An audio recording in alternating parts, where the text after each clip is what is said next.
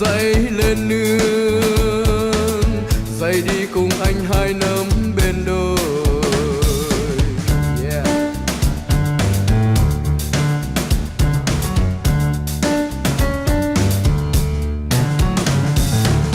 Mặt trời xuống núi rồi em ơi, mặt trời xuống núi rồi em à,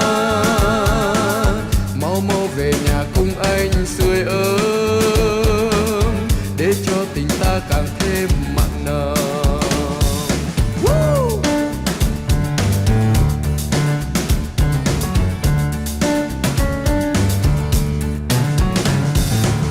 Khi mùa lúa về rộn ràng cùng chiêng và lời ca, khi mùa lúa về nhịp nhàng vòng xoang với điệu nhạc. Hey, hey, hey, hey. Hey, hey, hey, hey.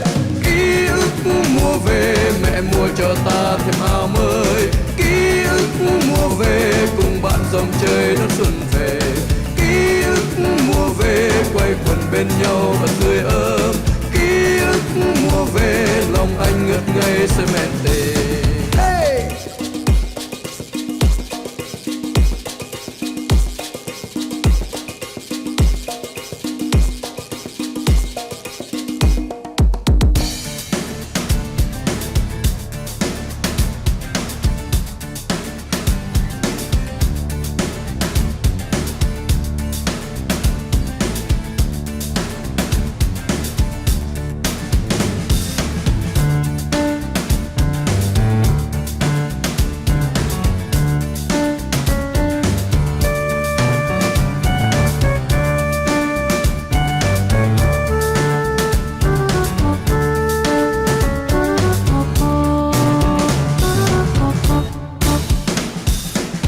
Con gà đã gáy rồi em ơi, và trời cũng sáng rồi em ơi, dậy đi cùng anh lên dậy lên nương, dậy đi cùng anh hai nắm bên đôi.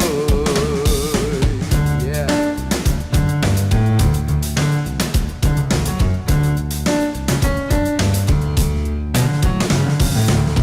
Mặt trời xuống núi rồi em ơi, mặt trời xuống núi rồi em à, mau mau về nhà cùng anh sưởi ấm để cho tình ta càng thêm mặn nồng.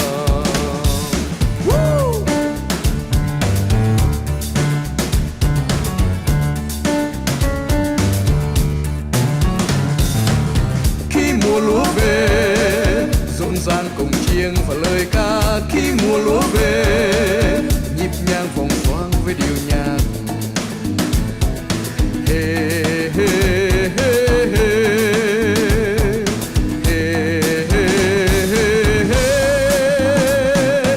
Ký ức mùa về mẹ mua cho ta thêm áo mới, ký ức mùa về cùng bạn dòng chơi đón xuân về, ký ức mùa về quay quần bên nhau và tươi ấm, ký ức mùa về lòng anh ngất ngây say mến tình, ký ức mùa về mẹ mua cho ta thêm áo mới, ký ức mùa về cùng bạn dòng chơi đón xuân về, ký ức mùa về quay quần bên nhau